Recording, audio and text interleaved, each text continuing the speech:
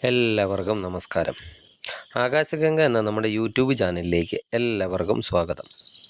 ഇന്ന് ഞാൻ വന്നിരിക്കുന്നത് പലരും മെസ്സേജ് അയച്ചത് അനുസരിച്ചും ചിലരൊക്കെ നേരിൽ ചോദിച്ചതും ഒക്കെ വെച്ച് ഏതൊക്കെ നാളുകാർക്കാണ് ഇപ്പോൾ ഏഴര ശനി കാലം നടക്കുന്നത്, അതുപോലെ കണ്ടകശനി കാലം നടക്കുന്നത്, അതുപോലെ അഷ്ടമ ശനി കാലം നടക്കുന്നത് എന്നതിനെ പറ്റിയൊക്കെ പറയാനാണ്. പലർക്കും ശനി എന്ന് കേൾക്കുമ്പോൾ തന്നെ ഭയമാണ്. ന്യായമായ വിധിയൊക്കെ നൽകുമ്പോൾ ശനി ആരെയും വെറുതെ വിടില്ലെന്ന് പലപ്പോഴും പറയാറുണ്ട്. ധീരന്മാർ പോലും ശനിയുടെ കോപം സഹിക്കാൻ കഴിയാതെ കീഴടങ്ങുന്നു എന്ന് പരക്കെ അറിയപ്പെടുന്ന ഒരു വസ്തുതയാണ്. ശനി ഒരു വ്യക്തിയെ അവരുടെ കർമ്മങ്ങളെ അടിസ്ഥാനമാക്കി അനുഗ്രഹിക്കുകയോ അല്ലെങ്കിൽ ശിക്ഷിക്കുകയോ ഒക്കെ ചെയ്യുന്നു. പലപ്പോഴും കർമ്മത്തിൻ്റെ നാഥനെന്ന് ശനിയെ വിശേഷിപ്പിക്കാറും ഉണ്ട്. നിങ്ങളുടെ ജീവിത രീതിയിലും അതുപോലെ ജോലിയിലും നിങ്ങൾ ധാർമ്മികത ഒക്കെ പുലർത്തുന്നുണ്ടെങ്കിൽ അത് വ്യക്തി ജീവിതമായാലും തൊഴിൽപരമായ ജീവിതമായാലും ശനി നിങ്ങളെ എല്ലാ തരത്തിലും മികച്ചതൊക്കെ നൽകി അനുഗ്രഹിക്കുന്നതാണ്. എന്നാൽ ആളുകളുമായി ഇടപഴകുന്നതും സമ്പാദിക്കുന്നതുമായ രീതികളൊക്കെ അധാർമികമാണെങ്കിൽ ശനി നിങ്ങളെ പിടികൂടും എന്ന കാര്യം ഉറപ്പുമാണ്. ശനി കർമ്മത്തിൻ്റെ അധിപൻ എന്ന് അറിയപ്പെടുന്നു. അത് ശനി 10ാം ഭാവത്തിൽ നിന്നാലും ഇല്ലെങ്കിലും നമ്മുടെ കരിയറിനെ ഒരു തരത്തിൽ അല്ലെങ്കിൽ മറ്റൊരു തരത്തിൽ ശനി സ്വാധീനിക്കാറുണ്ട്. ഏഴര ശനി എന്താണ് എന്ന് നോക്കിയാൽ ഇപ്പോൾ ഏഴര ശനി അനുഭവിക്കുന്ന നക്ഷത്രക്കാർ മകരക്കൂറിൽ വരുന്ന ഉത്രാടം അവസാനത്തെ 1/4 ഭാഗം, അതുപോലെ തിരുവോണം അവിട്ടത്തിൻ്റെ ആദ്യത്തെ പകുതി ഭാഗം വരുന്ന നക്ഷത്രക്കാർക്ക് ഇപ്പോൾ 2ലാണ് ശനി നിൽക്കുന്നത്. ഉദ്ദേശം 2025 മാർച്ച് മാസം വരെ ഇവർക്ക് ഏഴര ശനി കാലമാണ്. അതുപോലെ കുംഭക്കൂറിൽ നിൽക്കുന്ന അവിട്ടത്തിൻ്റെ അവസാനത്തെ പകുതി ഭാഗം, ചതയം പൂരുരുട്ടാതിയുടെ ആദ്യത്തെ 1/4 ഭാഗം വരുന്ന നക്ഷത്രക്കാർക്ക് ശനി ഇപ്പോൾ ജന്മത്തിലാണ് സ്ഥിതി ചെയ്യുന്നത്. ഉദ്ദേശം 2027 ഒക്ടോബർ വരെയൊക്കെ അവർക്ക് ഏഴര ശനി കാലമാണ്. അടുത്തത് മീനക്കൂറിൽ വരുന്ന പൂരുരുട്ടാതി അവസാനത്തെ 1/4 ഭാഗം, ഉത്രട്ടാതി രേവതി നക്ഷത്രക്കാർക്ക് ശനി 12ലാണ് ഇപ്പോൾ സ്ഥിതി ചെയ്യുന്നത്. ഉദ്ദേശം 2030 ഏപ്രിൽ വരെയൊക്കെ ഇവർക്കും ഏഴര ശനി കാലമാണ്. ഏഴര ശനി എന്ന് പറയുന്നത് എന്താണെന്ന് നോക്കിയാൽ ശനി ഒരു രാശിയിൽ നിൽക്കുന്നത് 2.5 വർഷക്കാലമാണ്. ഒരാൾ ജനിച്ച കൂറിൻ്റെ 12ലും ജനിച്ച കൂറിൻ്റെ 2ലും ചാരവശാൽ ശനി തുടർച്ചയായി വരുന്ന 1.5 വർഷത്തെയാണ് ഏഴര ശനി എന്ന് പറയുന്നത്. ജന്മത്തിൽ ശനി വരുന്ന 2.5 വർഷമാണ് ഏറ്റവും ബുദ്ധിമുട്ടുകളൊക്കെ ഉണ്ടായി കാണുന്നത്. ജാതകത്തിലൊക്കെ ശനി പ്രതികൂലമായി നിൽക്കുന്നവരെയൊക്കെയാണ് ഇത് കൂടുതലായും ബാധിക്കുന്നത്. വിവാഹം, ഗൃഹനിർമ്മാണം പോലുള്ള നല്ല കാര്യങ്ങളൊക്കെ ഏഴര ശനി കാലത്തും സംഭവിക്കാറുണ്ട്.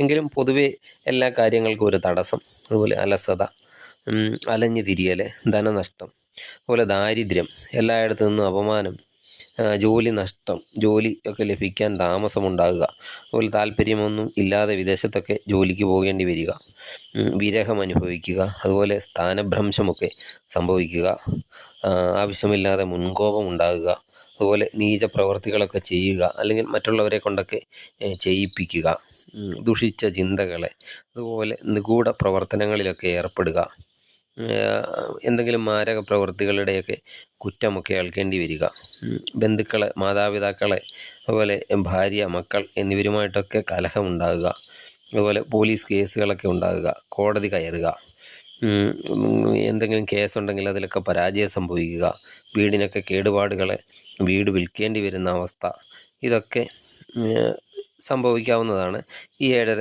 ശനി കാലത്ത്.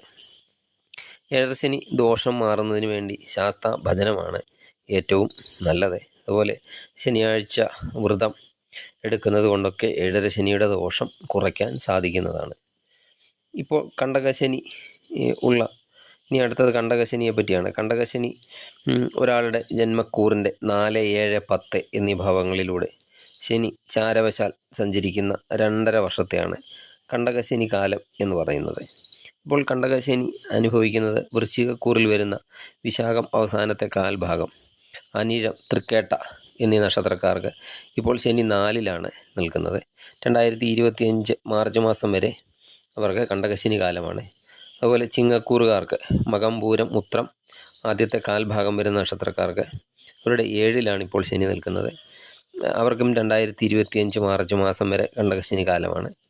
അടുത്ത ഇടവക്കൂറിൽ വരുന്ന കാർത്തികയുടെ അവസാനത്തെ മുക്കാൽ ഭാഗം, രോഹിണി, മകയിരത്തിൻ്റെ ആദ്യത്തെ പകുതി വരുന്ന നക്ഷത്രക്കാർക്ക് 10-ലാണ് ഇപ്പോൾ ശനി നിൽക്കുന്നത്. 2025 മാർച്ച് മാസം വരെ ഇവർക്കും കണ്ടക ശനി കാലമാണ്. ഈ കണ്ടക ശനി കാലത്ത് ജാതകന് എന്തിനോട് അല്ലെങ്കിൽ ആരോട് ഒക്കെയാണോ ഈ ആഗ്രഹവും ഇഷ്ടമൊക്കെ ഉള്ളത് അത് ഒക്കെ ശനി കൊണ്ടുപോകും എന്നാണ് പറയുന്നത്. അതായത് യാതൊന്നിനോടും പ്രത്യേകിച്ച് ഒരു മമതയും ഒന്നും ഇല്ലാതെ ഈ കാലമൊക്കെ കഴിച്ചു കൂട്ടിയാൽ കണ്ടകശനി ഒന്നും കൊണ്ടുപോവുകയുമില്ല എന്നും പറയുന്നു.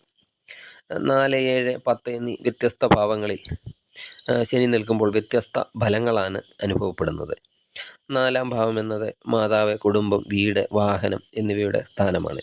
അതുകൊണ്ട് മാതാവിനും പിതാവിനും രോഗങ്ങളെ, അതുപോലെ ഭാര്യാപുത്രാദികൾക്കൊക്കെ രോഗദുരിതങ്ങളെ, കുടുംബത്ത് കലഹം, അതുപോലെ വീടിനും വാഹനത്തിനുമൊക്കെ കേടുപാടുകൾ സംഭവിക്കുക, വീട് വിട്ടുപോവുക, അതുപോലെ ധനനഷ്ടം, കള്ളന്മാരുടെ ശല്യം, അന്യദേശവാസം, കുടുംബ ബാധ്യതകളൊക്കെ ഏൽക്കേണ്ടി വരിക എന്നീ ദോഷഫലങ്ങളൊക്കെ അനുഭവപ്പെടാം.